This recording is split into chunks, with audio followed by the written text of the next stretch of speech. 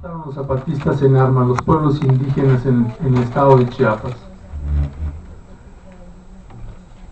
En 1995 inició un proceso de diálogo en un poblado que se llama San Andrés. Era un diálogo entre el ejército zapatista y el gobierno mexicano.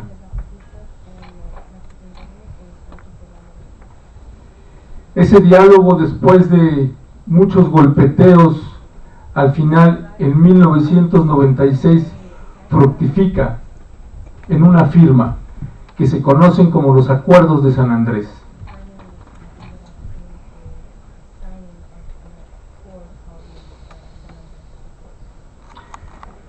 Entender los Acuerdos de San Andrés y qué sucedió con ellos nos explica por qué estamos donde estamos ahorita en México y con los pueblos indígenas.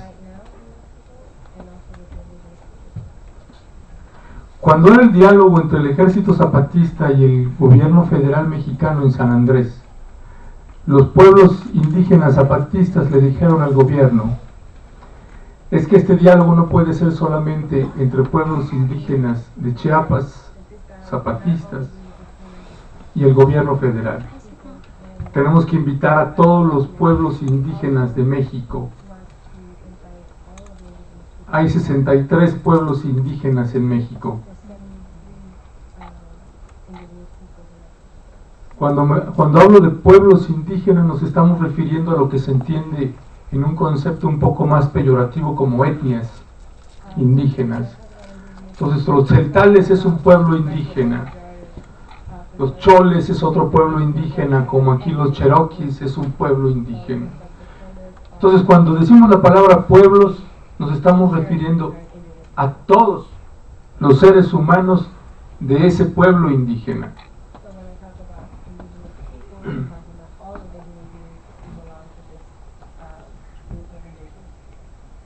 El gobierno federal no aceptó que se invitara a los representantes de los pueblos indígenas de México.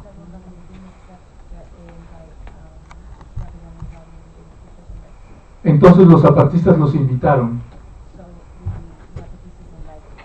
El mecanismo de los diálogos de San Andrés es que era una semana de diálogo en el poblado de San Andrés,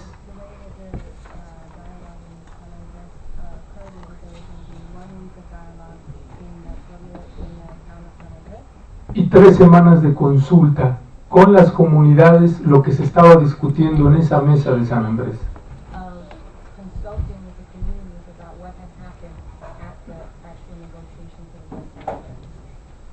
Entonces lo que hicieron los zapatistas es que esa semana que era de diálogo en San Andrés, llegaron los representantes de los pueblos indígenas y tenían una mesa alterna en otro cuarto, en otro salón grande, en esa misma semana.